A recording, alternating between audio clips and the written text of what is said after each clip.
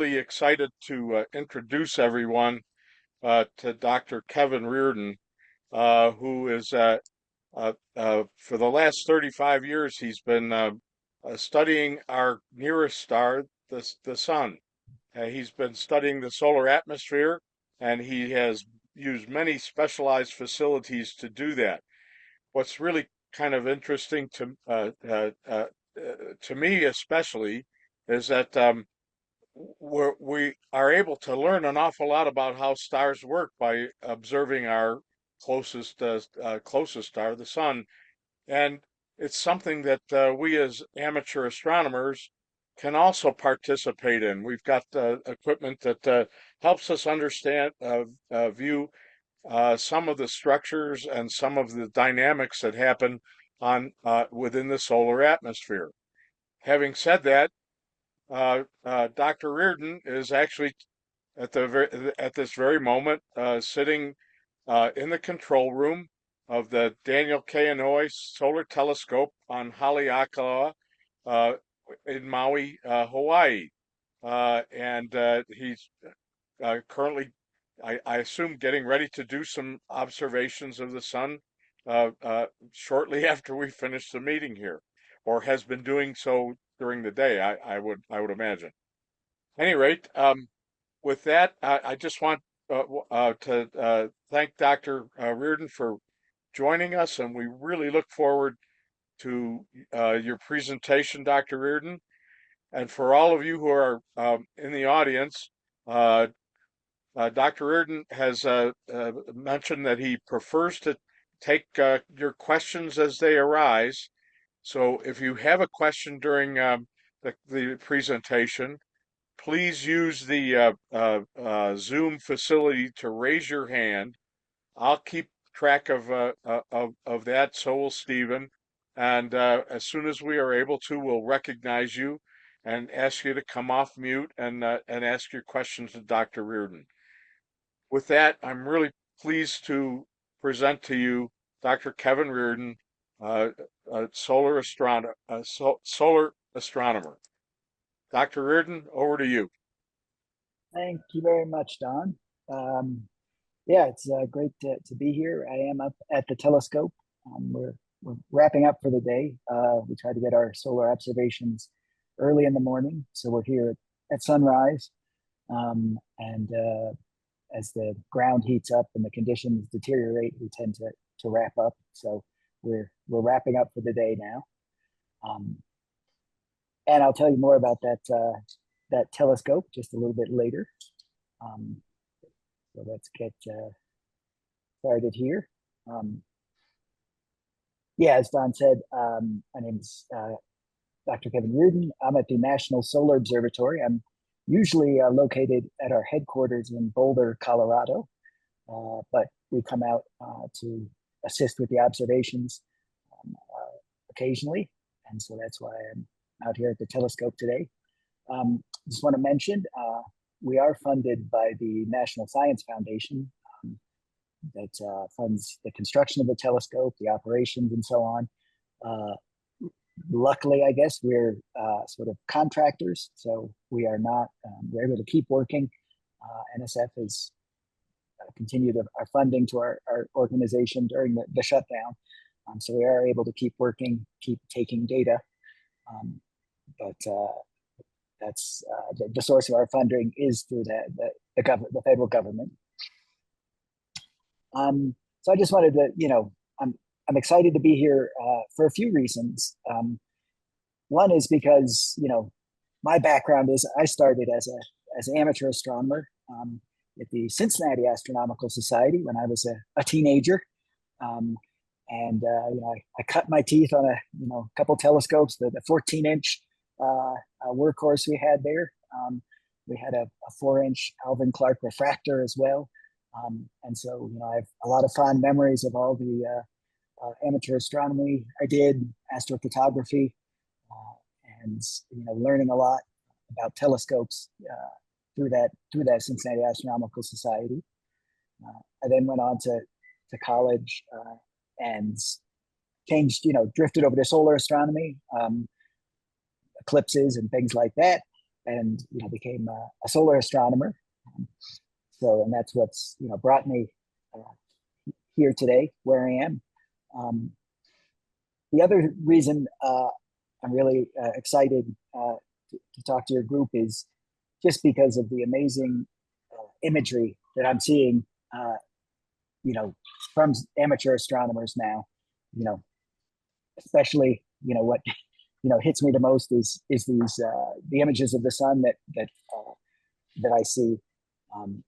These amazing images. Here's a couple of sunspots that are resolving details that just a few decades ago would have been on par with what professionals were getting with their best telescopes.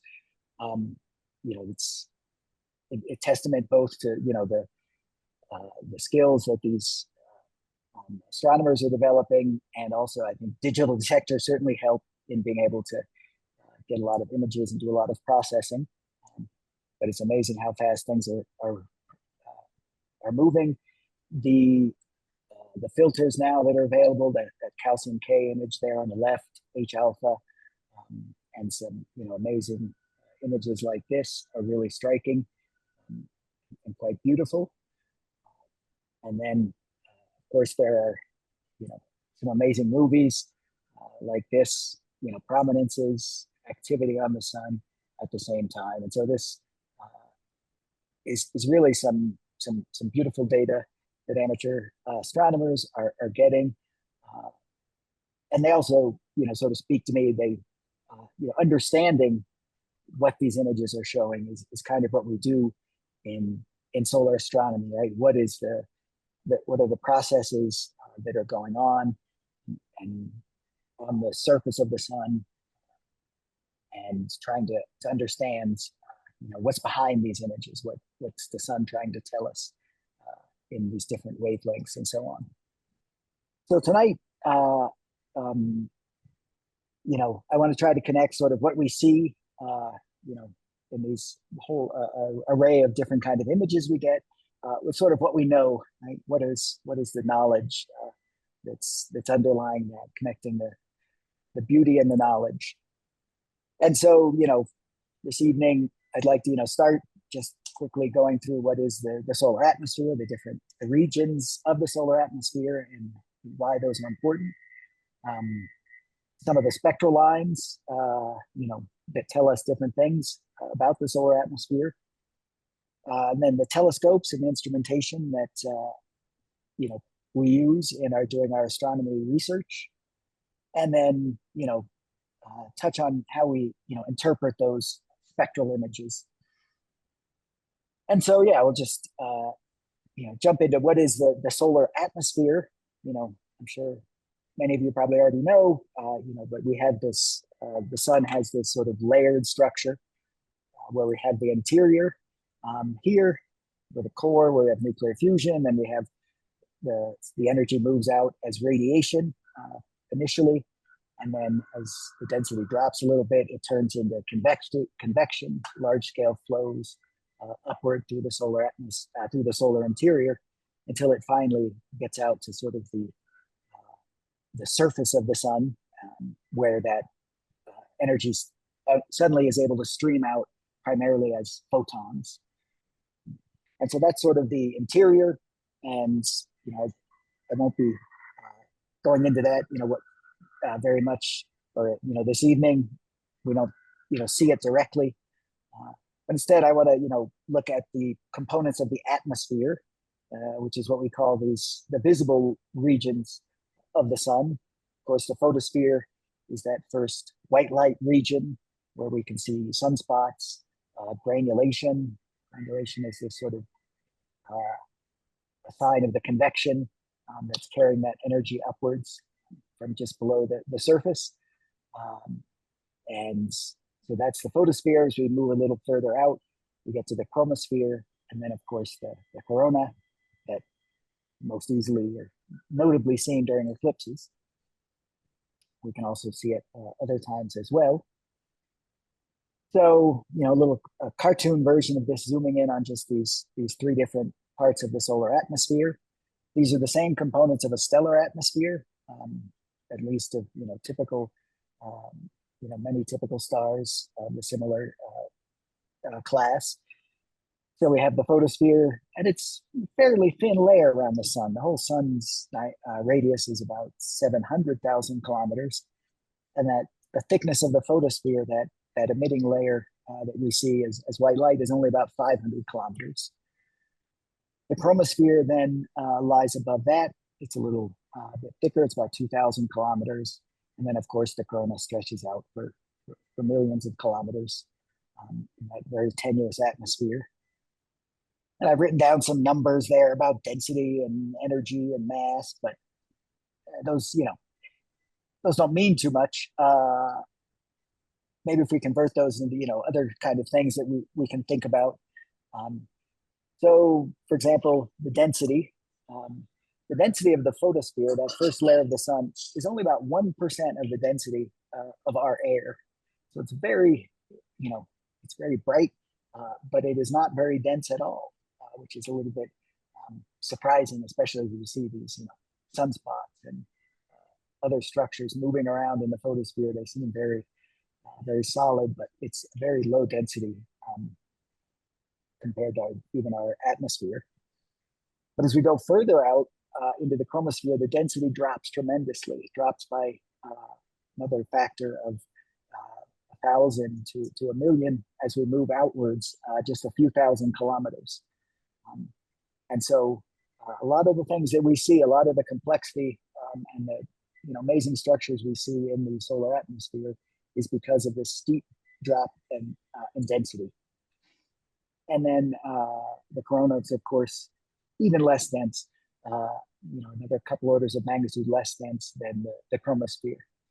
So these are, yes. Kevin, we've got a question from Chris Summers. Chris, you want to come off of mute? He wants to know about the chromosphere. It's more a question. I'm sorry, the corona. Yeah, it's more a question of the temperature. I've noticed on your chart that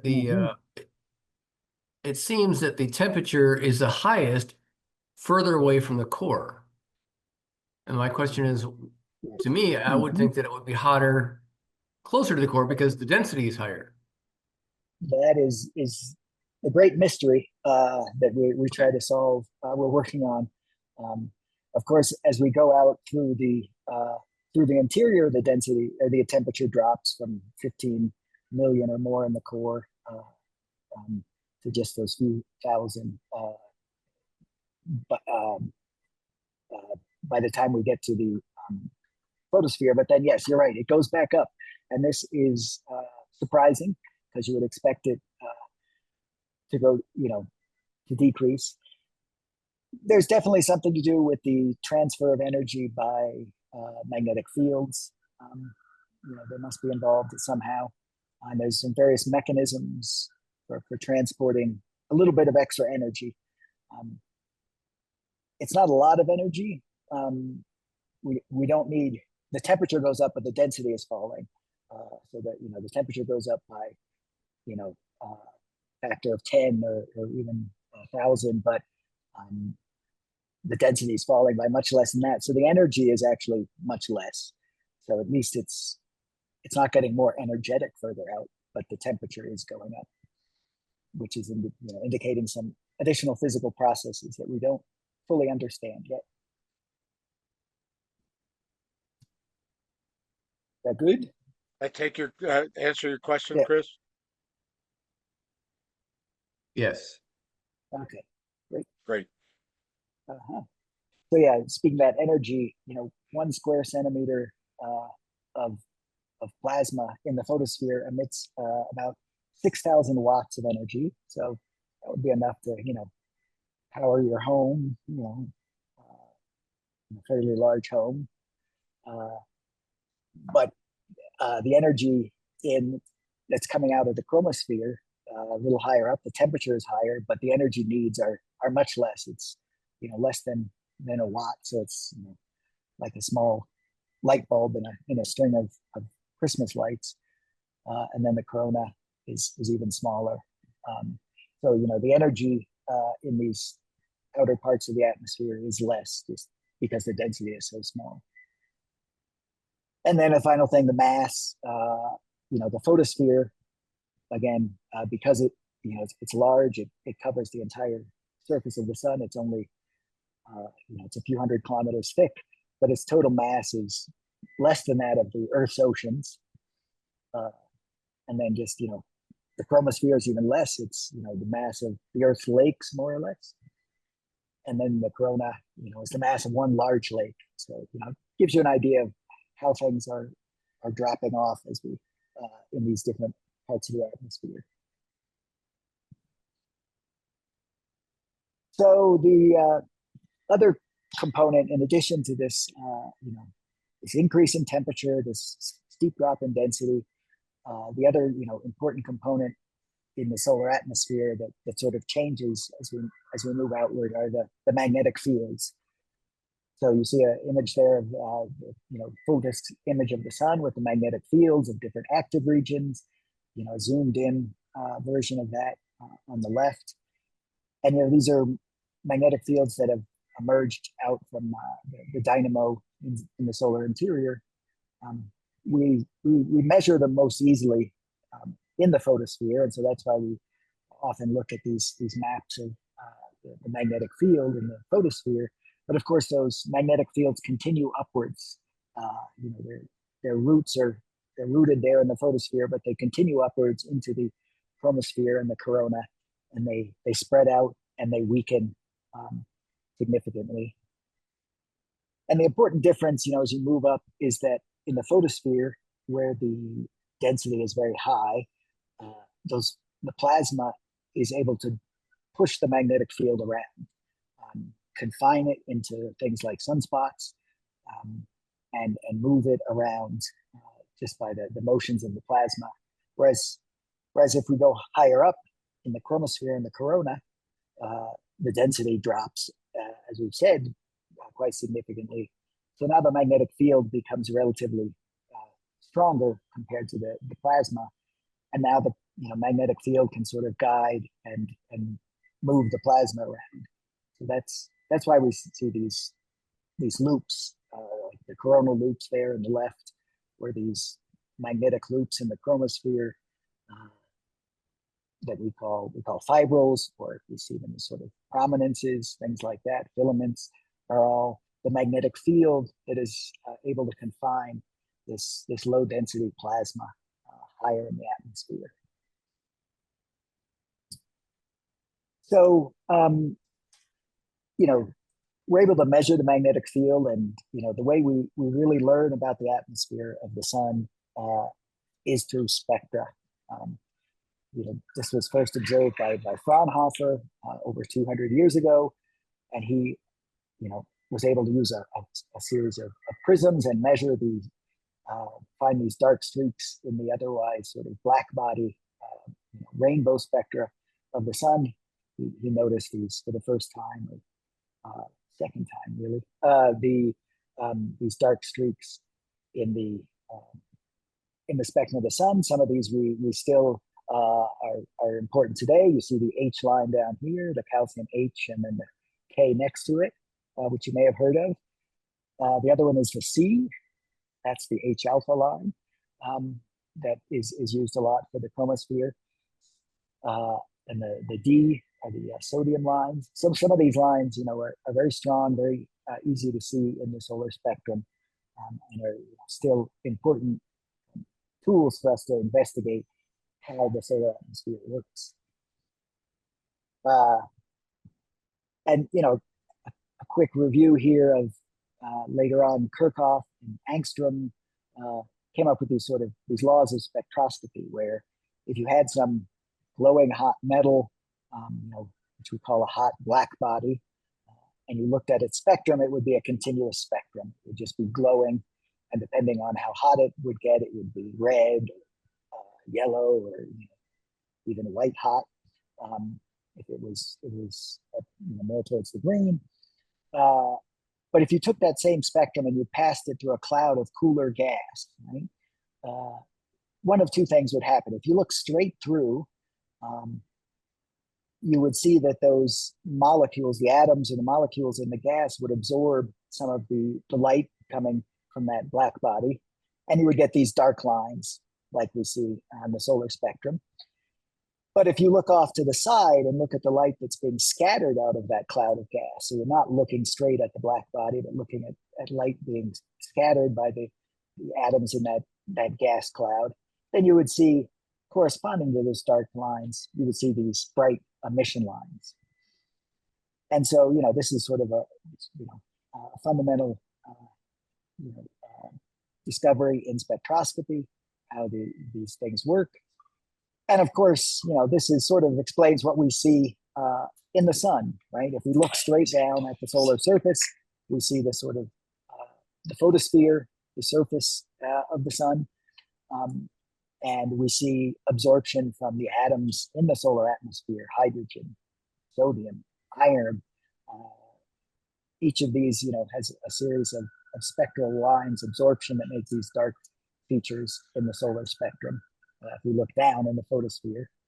But if we look off to the side at the limb of the sun, those same dark lines turn into these bright emission lines. And of course, that's most obvious, or most clearly seen if we, at an eclipse, if we look at the so-called flash spectrum, right? You allow the moon to block all the light out, that those scattered emission lines at the limb of the sun are relatively slightly fainter than the bright disk of the sun. So if we can block it off at an eclipse, you can see that bright emission above the limb of the sun. And if you spread that out with the spectrograph, you again see, instead of the dark lines, now you see the H alpha line, calcium H and K, and a series of other lines there. And so these are sort of, what the spectrum of the chromosphere by itself looks like, right? With all these different emission lines. There's even a iron 14, which is a coronal line sneaking in there, which comes from a very different process. But so, this was an early indication of how many lines there were that were present in the chromosphere. And so we can, zoom in on some of these lines and see what they look like in the solar spectrum. Now looking on the disk, so that bright continuum is, would be normalized to, set the continuum to 1, and then we see absorption from these lines. Here's the H alpha line, and you see it's a very broad, deep absorption line here. Even broader and deeper is the calcium K, one of those calcium lines in the purple, in the violet, and you see how it has these broad absorption wings. There's another calcium line that we use a lot in our scientific research. It's a little harder because it's out in the infrared, so you can't see it visually, but this is the calcium. It's another calcium line, very similar to the calcium H and K. It's called calcium 28542. And so roughly, the deeper parts of the line that you see are formed a little higher in the atmosphere. So the black body is that continuum up at at 1, and then as we get more absorption along the line of sight, we see the light coming from a little higher in the atmosphere. So as we move into from the continuum into the core of these lines, the photons we're seeing are coming from higher in the atmosphere. So, if we can look at these lines, maybe they'll tell us things about different parts of the atmosphere. And so this is, a quick overview here. We'll look at these in more detail in the following slides, but, going from the photosphere here, the deepest parts we can see, where we see the granulation and the sunspots, up through the chromosphere, and even a coronal image from the ultraviolet laid out on top to show how the coronal loops we see are all, like we saw before, rooted down in the photosphere, in these magnetic fields in the photosphere. So the these are images that I'll show you from one of our high resolution telescopes. I just wanted to touch on the fact that here at the National Solar Observatory, we also have a synoptic program where we monitor the sun 24 hours a day. We have 6 sites located, spaced out around the globe, and each of them equipped with the same sort of small telescope, but the idea is it runs continuously, autonomously. It's been running for over 40 years now, all of these telescopes, and they get full disk images of the sun in a variety of wavelengths. They get white light here, so they measure the sunspots, they measure the magnetic fields at the same time, and they get these H alpha images, also continuously. And so this gives us a view, 24/7 view of the sun. This is used to help predict space weather. It's used for helioseismology to understand what's going on in the interior. We can use these helioseismology in turn to try to predict or try to see the activity that's emerging on the backside of the sun. We can actually detect active regions by their signature and the oscillations of the solar atmosphere. And then we can use this to model the corona and the heliosphere, and again, help predict space weather effects. And our next generation is now in the works to try to update this network. NG GONE, the next generation GONE, is being worked on to try to update this network. So these are our full disk synoptic continuous observations every day. But our other telescopes are more like microscopes. So we want to try to understand what's going on in detail in the solar atmosphere. A lot of these processes are happening on very small scales. And so we need resolution.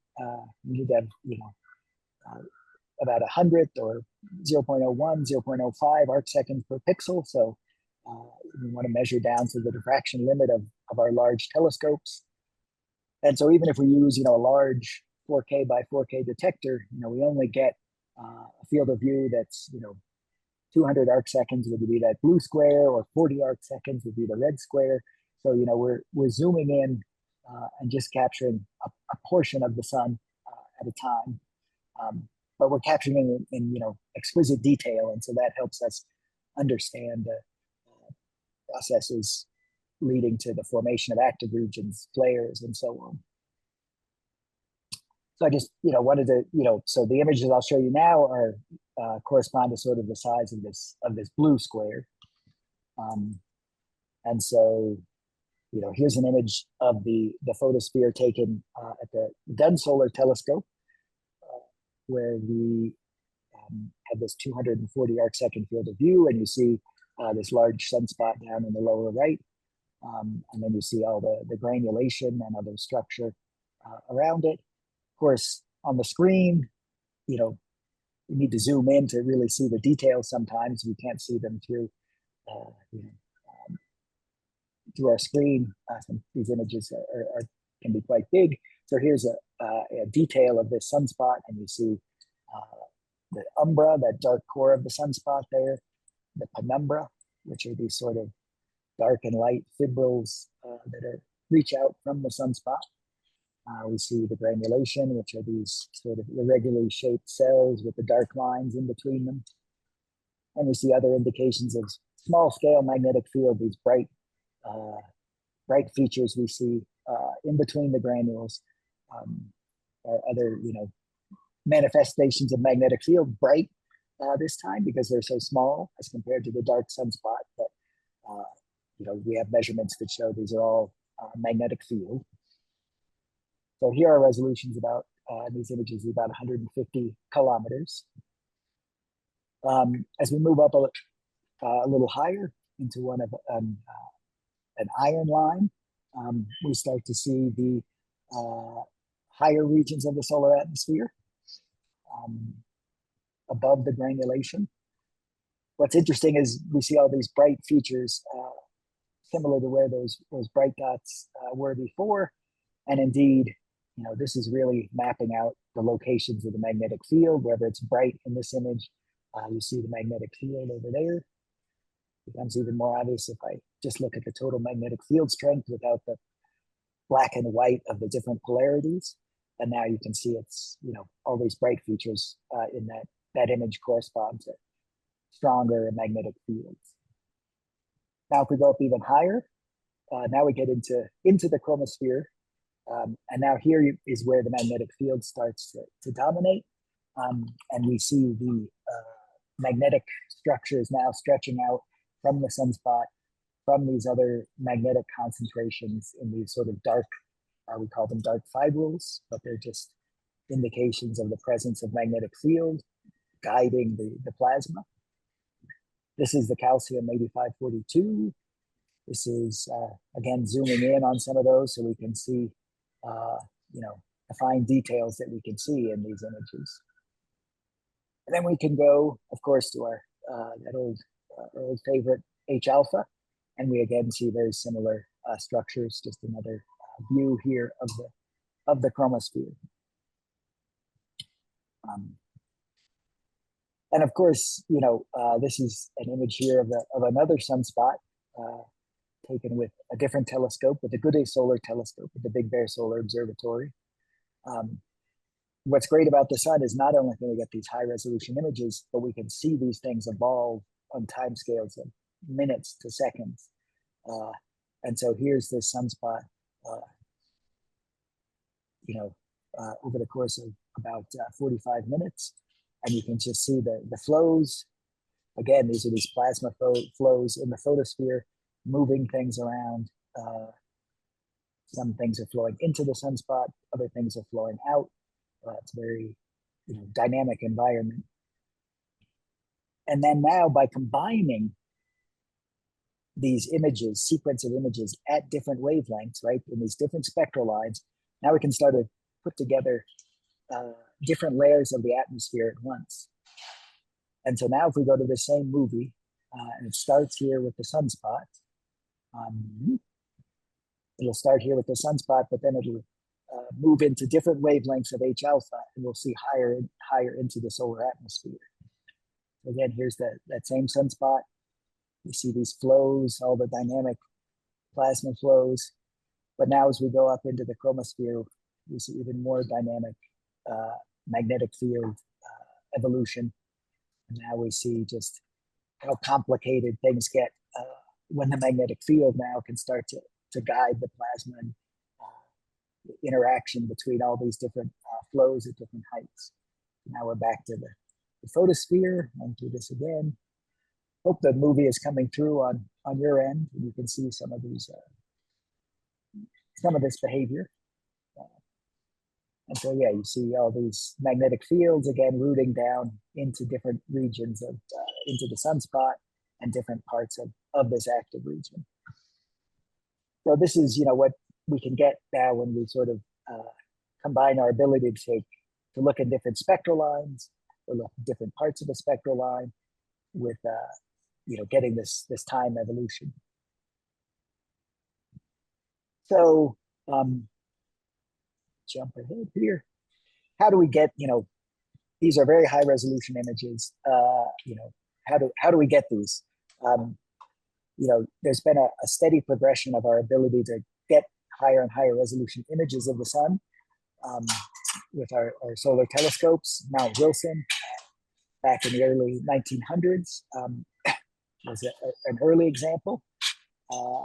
Later in the late 60s, the Dunn Solar Telescope, which had twice the aperture from 30 to 76 centimeters, was built in Sacramento Peak in New Mexico. And then now the Big Bear Solar Observatory came online about 15 years ago with 160 centimeter aperture. So again, another sort of factor of two. The two on the left you see are these tall towers to try to get above all the turbulence caused by the sun heating the ground during the day. It's a big drawback or challenge in solar physics is you're trying to observe at the same time the sun is heating everything, the air and the ground, and causing turbulence in the solar atmosphere. Big Bear took a slightly different approach there. They said, well, if you put the telescope in the middle of a large lake, then there a lot less turbulence will result. And so that was a different approach, trying to fight the effects of turbulence from the ground heating. And now we've gone on, to this next state-of-the-art step, and that's the Daniel K. Inouye Solar Telescope. Again, a National Science Foundation project. This now has a 400 centimeter or 4 meter aperture, so even bigger than a factor of 2. It can observe all through the visible and infrared. Now, of course, one problem that's always, as we move to bigger and bigger telescopes is how to deal with all the heat from focusing the light of the sun. So, a 4 meter telescope pointed at the sun will gather 12 kilowatts of heat, which is a lot.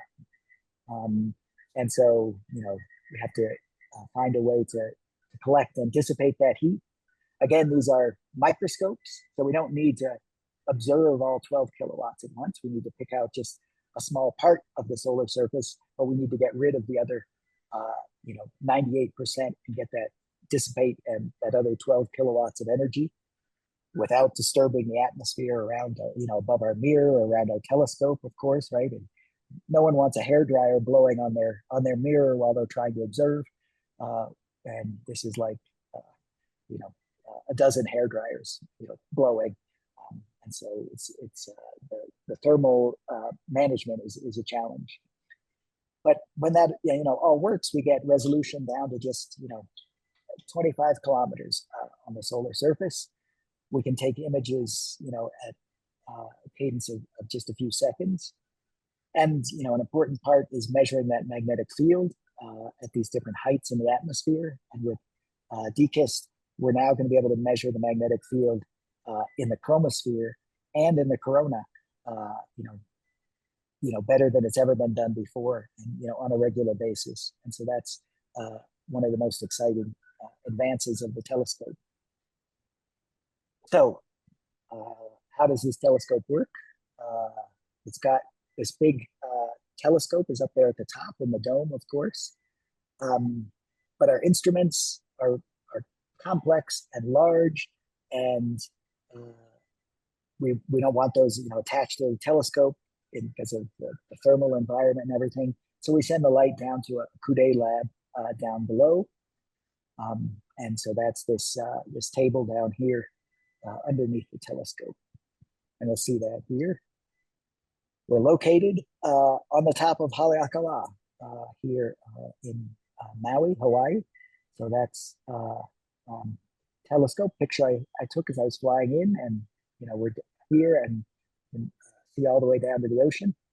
Haleakalā is a sacred mountain in the Hawaiian culture, and we're very honored to be able to share this space with the native Hawaiians, and we observe from the top of this mountain, which quite appropriately Haleakalā actually means the house of the sun, and so it seems fitting that we'd be observing our star from up here. So here are a few videos showing the telescope. So that's a 4 meter mirror there. One thing you'll notice about that mirror is that there's no central hole, right? This is not a classic Cassegrain or anything. This is actually an off-axis, a 4 meter off-axis mirror. So it's a piece taken, total of a 12 meter, curvature, but this is a 4 meter portion of that, a 4 meter mirror that's off axis and sends the light up to the secondary, which is out of the beam, so it's easier to control the heat and everything, and you get less scattered light from the sun. So that's why it was desirable to have that.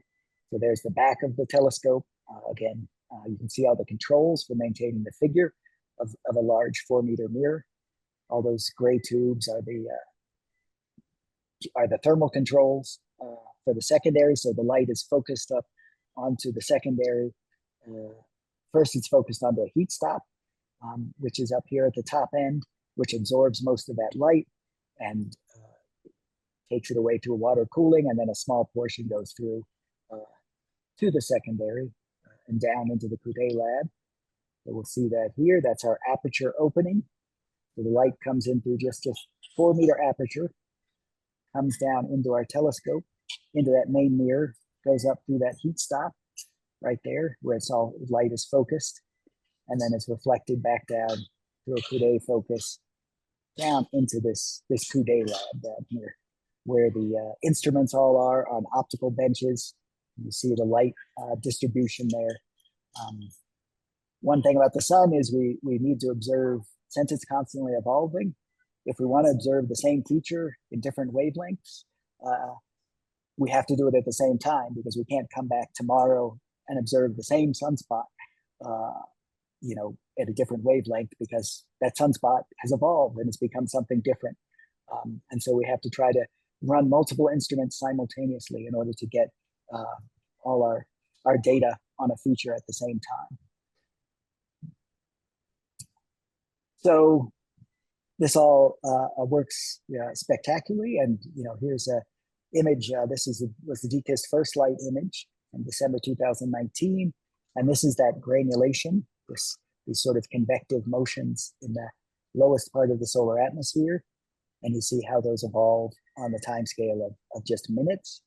And then those bright features you see in between in the intergranular lanes are all concentrations of magnetic fields, and they sort of wiggle through these in between the granules and get pushed around and flow, and it's very dynamic and complex how the magnetic fields evolve. And getting back to Chris's question, maybe one thought is that the jostling of these magnetic field lines by these convective flows can either wiggle, send waves up the magnetic fields. These same field lines will extend up into the chromosphere and into the corona, and so maybe that jostling can cause waves, produce waves that propagate up. Or maybe they're getting twisted up. All this motion, random motion, ends up twisting up these field lines and causing them to become knotted higher up, and then they reconnect and release energy.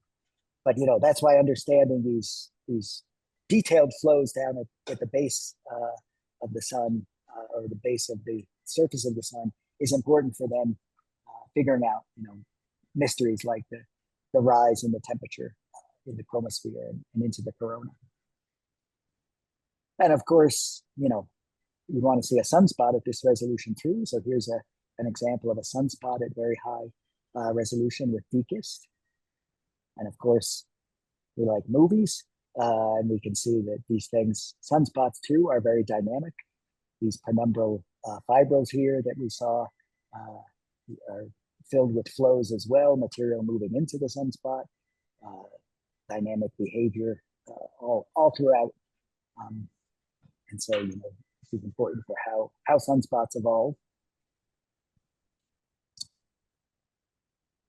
Now, these are great images, but I don't want you to think that that's how they come out of the telescope necessarily, all perfect like that. There's been a lot of work that goes into stabilizing and correcting these. We have a very advanced adaptive optics system that corrects a lot of the distortions from the atmosphere in the images, but it doesn't correct everything or everywhere in the field of view.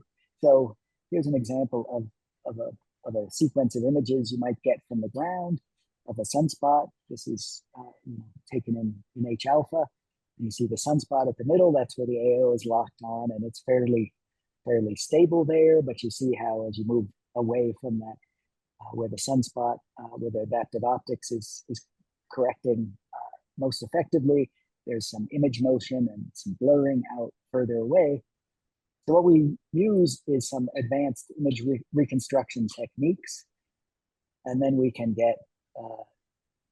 take the sequence of images where we have 10, 50, 80, 100 images. We can combine all the information and use those together to extract, the highest resolution image where we're getting the diffraction limit over the entire field of view at once.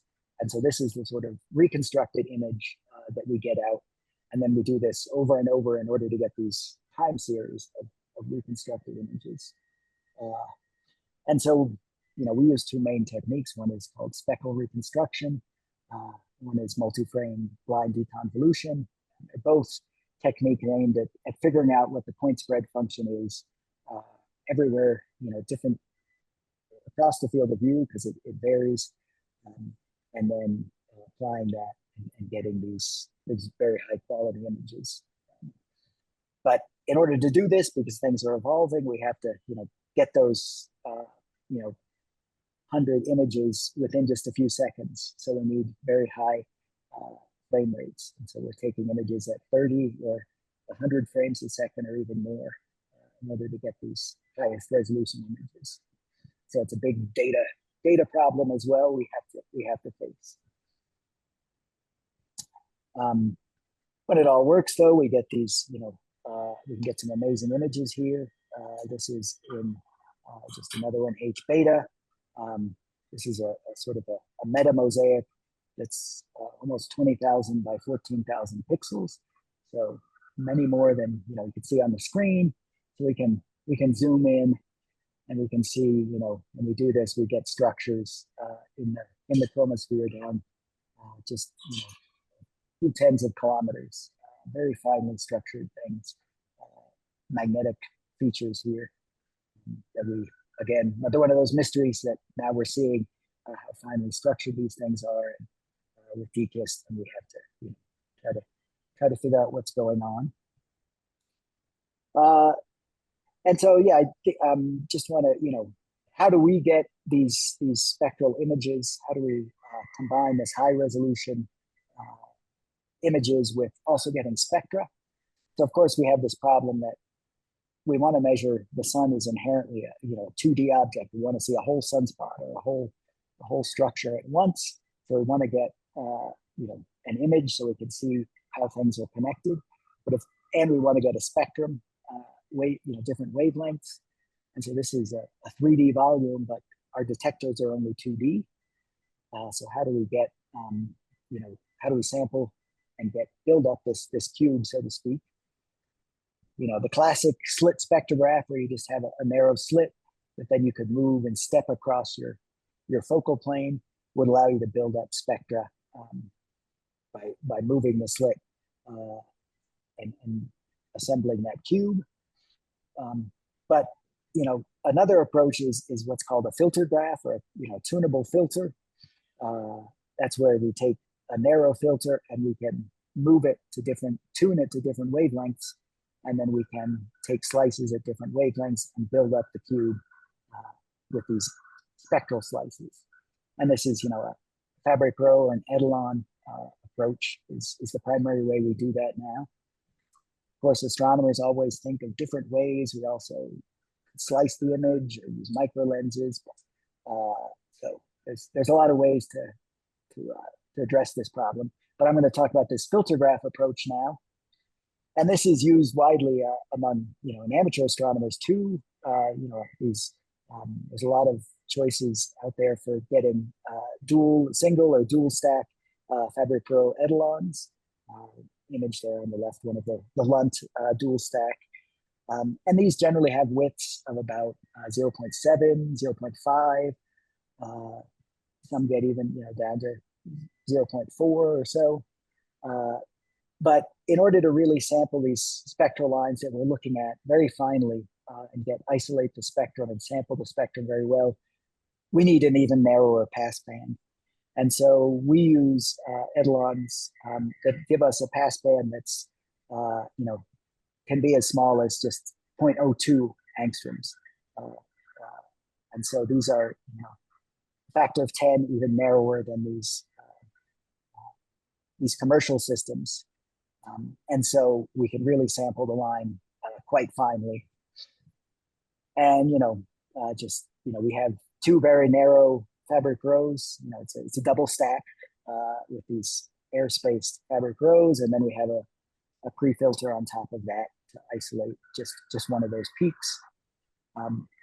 And this is what this instrument, IBIS, that I worked on looks like at a telescope. You have an optical bench. We had the two fabric rows in these thermally controlled cases here. And it was several meters long here and had a lot of calibration channels and was fed by the adaptive optics system. But what you can do with that now is take a line like H alpha, and instead of just looking at one or two wavelengths, we can scan our passband here. We control the spacing of our fabric rows with piezoelectrics that can change in 50 milliseconds. They can change the spacing to much better than a milliangstrom precision. And so we can tune through the line, and this is a movie as we tune this passband through the line. And now you can see how we can see these features in the H alpha line as we tune that passband. And so this is, now we have our 3D cube essentially, right? We have samples at different wavelengths, and we have the full spatial information at once. And so you can just see the complex structures around these, the magnetic bright points are those concentrated bright things you see in the wings, right? Those are the bright points we saw in the granulation. And then you just see how all those magnetic fields, as they reach up into the chromosphere, they spread out into these complex fibers. So yeah, this is an important tool now in solar physics is these tunable filters, because they really give us very quickly these full 3D samples of extended structures like sunspots, active regions, or prominences, and so on.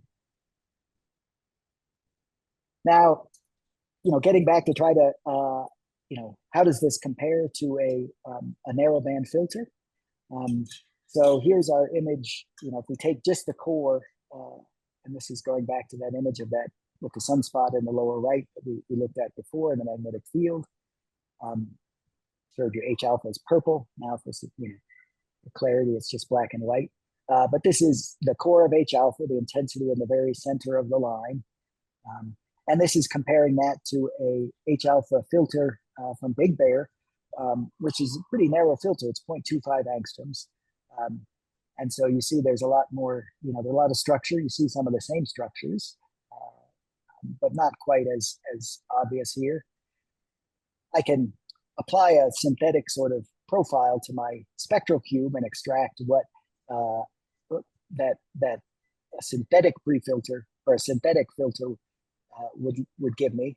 And now if I take that and I blur it out a little bit, I see that, yes, it's very similar to these two, but I'm not seeing all of those, the chromospheric structures. And I can compare now a 0.25 angstrom filter if I have very high resolution with a 1 angstrom filter, and you start to see, there are places where I'm losing, I don't see as much of the chromospheric structures. I just get these sort of more uniform gray areas. I don't see the filament up here as well, and so on. So we can sort of understand as we go to a broader filter what we're seeing. One interesting thing I found looking at these filters is that the H alpha line core intensity shows these very dark, highly structured, very long kind of fibrils, right? I see they extend and cover all of the chromosphere, or all of the field of view. Whereas if I look at a filtergram, in this case it's simulated, but this is what you would see through a broader filter. I see these structures are often shorter, and they sort of end before they extend all the way out across the field of view. And what we found is that if I look at the width of the H alpha line, not the intensity just in the core, but how broad that H alpha line is, suddenly it looks a lot more similar to that filtergram. So where it's brighter, the line is broader. And so, a broader width is bright in this image, whereas the filtergram is darker. If I invert that, if I just take my width and invert the color table, now I see, there's a lot more similarity now, and I see what I'm seeing in the filtergram is mostly it's sort of mapping out the width of the spectral line in H alpha. That makes sense. The core of of H alpha doesn't change very much. It's just a very flat line. So the only thing that's the strongest component of the line that's gonna change the intensity from one place to another is how broad that line is. So most H alpha filters, once they get above a half or 1 angstrom, are really responding to how broad the H alpha line is, and so that's why it maps very well with the width. And that's interesting, not just because it's the width of the line, but it turns out the width of the H alpha line is seems to be very closely coupled to the temperature, the local temperature in the chromosphere. So where the line is broader, the plasma is hotter. So a lot of these filter images we see with H alpha are really could be thought of as temperature maps of the chromosphere. So especially when you see those inverted images of H alpha that people like to make now, where they invert the color table, so where it's dark in the filtergram now becomes brighter. A lot of when I see those, I really think of temperature, and they're mapping locations of different temperature in the chromosphere.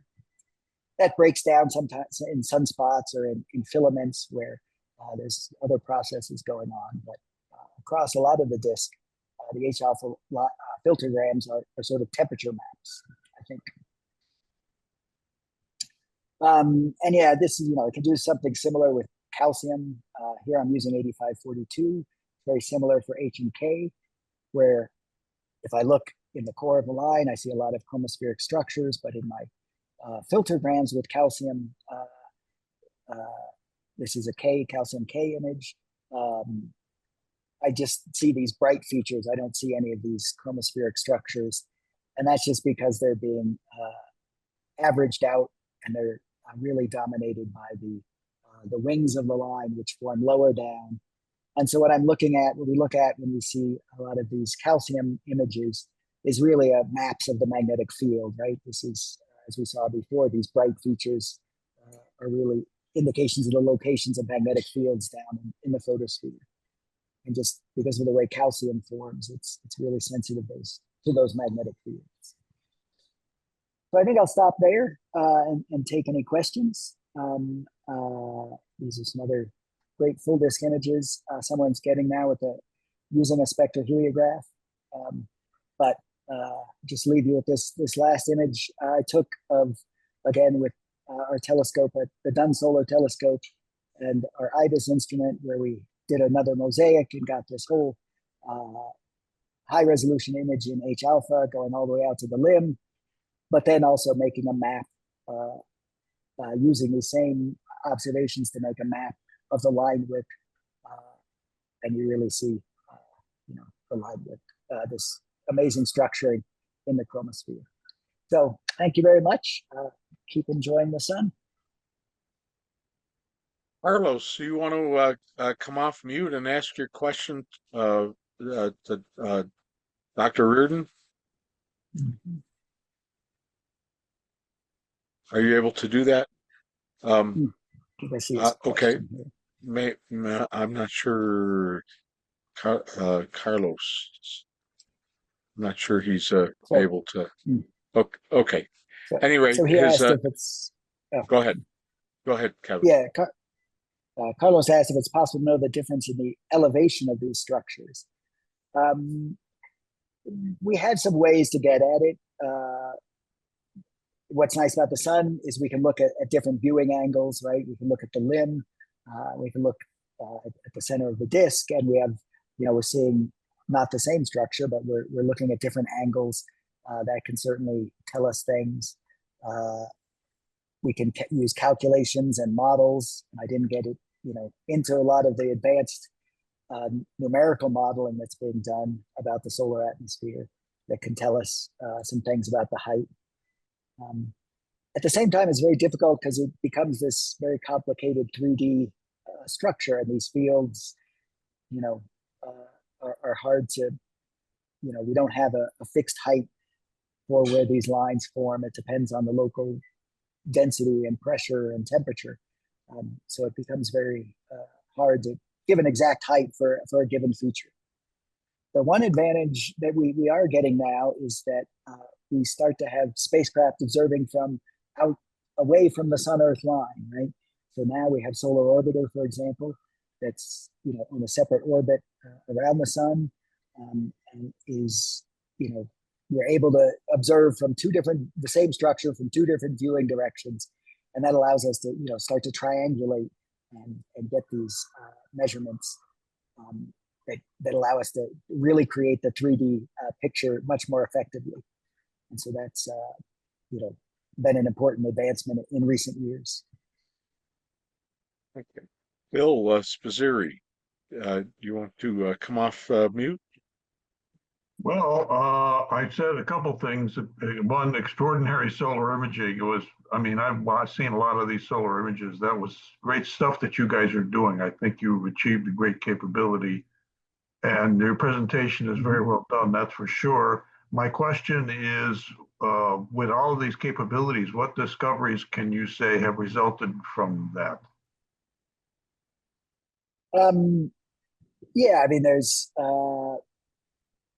there are discoveries that certainly allow us to understand the solar atmosphere and stellar atmospheres much better. Some of those have involved, for example, we now measure, DKIST has now measured the coronal magnetic field very accurately for the first time. And previously we've had to sort of infer that, often starting from those photospheric magnetic field measurements and extrapolating upward. And we were never quite sure just how correct that is. And so now we're going to be able to measure those magnetic fields directly and have that direct comparison. Our ability to predict activity in the solar atmosphere, which then has an effect on Earth in the terms of space weather, particles, radiation, coronal mass ejections, is, I think, evolving quickly. And I think we have a much better understanding.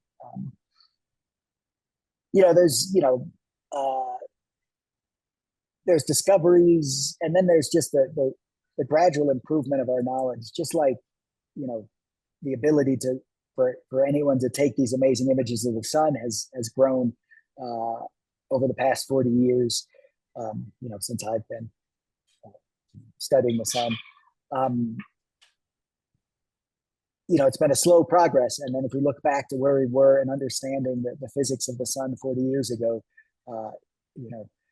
whether there's one, major discovery or, a few major discoveries, or whether it's just, the slow accumulation of knowledge by a lot of people, working hard and picking away at these problems. We don't know why the corona gets hot, but we know a lot more than we did, a few decades ago. And we have a lot more tools to address that problem. And so, sometimes things are always announced as discoveries, especially in the, press and the, social media and so on, when, it's just a lot of people working together to address problems. So I understand. Thank you. Mm-hmm. Daniel Roy, you want to come off mute? Yes, sir. Thank you. Wonderful pictures. It's absolutely fantastic that you can have a network of ground observatory that allow you to observe those stars day after day with a minimum of drama. But I just wonder what the impact of the Parker Solar Probe will be in the understanding of our star. Mm-hmm.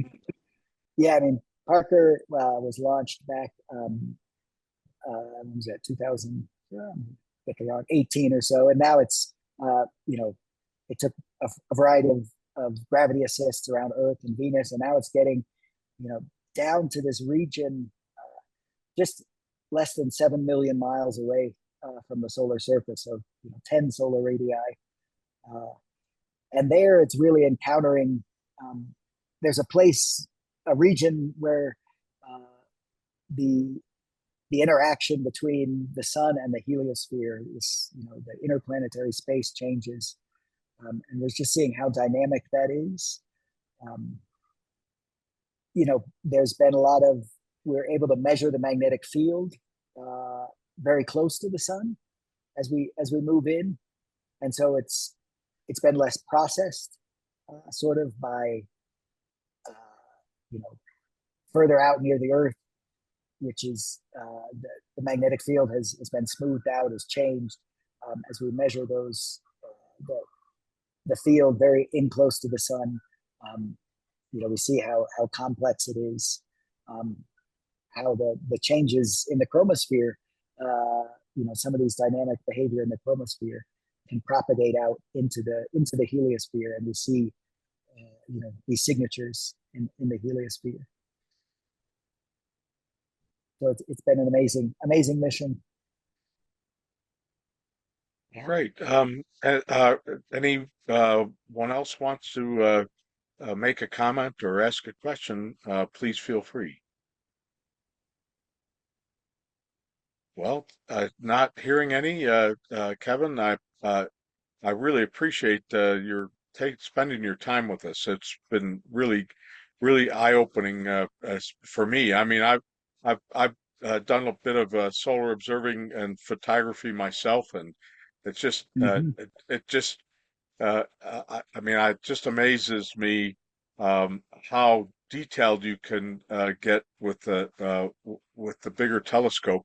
But at the same time, you pointed out we're able to get as amateurs, we're able to get some pretty darn good stuff that, you know, Mm-hmm. 40 Yeah. years ago would have been real breakthroughs, and I think Mm-hmm. that's really a very cool thing to be involved with, and we very Mm-hmm. much appreciate your time. And Yeah, no, it's even solar astronomers. We have our telescopes. We have our big telescopes and instruments and spacecraft. We all love looking through the telescope and seeing, just a 77 centimeter or 70 millimeter telescope and looking at sunspots or H alpha. Last May, a bunch of us had an H alpha telescope out during one of the flares, those big flares last May. And everyone was just oohing and awing, just being able to see a flare with our naked eye instead of just in numbers. And so, and then being able to see the aurora a couple days later was real. It's always a treat. So. all right, well, it's one that we share, and we appreciate your Mm-hmm. enthusiasm and excitement for learning what our closest star actually, how it works and how it affects our life here on Earth. That's really cool. Thank you very much. Mm-hmm.